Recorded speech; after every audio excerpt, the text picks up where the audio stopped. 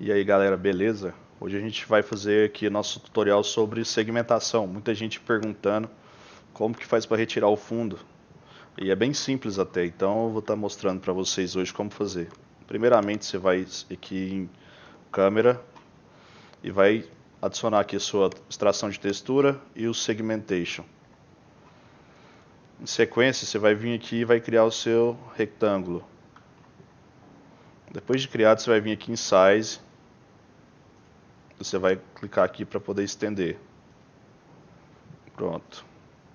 Agora a gente vai adicionar um material. Esse material 0 aqui.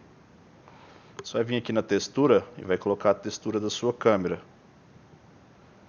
E vai vir aqui em alpha. Vamos colocar aqui em flat, tá? Porque deixa as cores mais reais.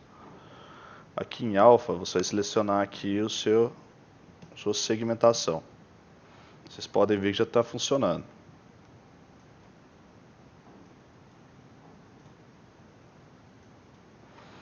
Vamos adicionar aqui um outro retângulo. E aí vamos arrastar ele para trás desse retângulo primeiro que a gente criou. Daí vocês vêm aqui novamente, size, preencheu, você pode ver que está ali atrás.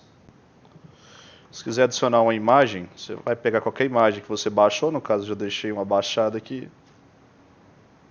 Você vai vir nesse retângulo que você criou depois, adicionar um material, no caso material 1, e aqui imagem de teste.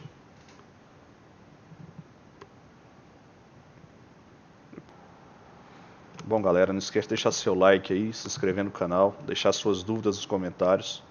E valeu, até o próximo vídeo.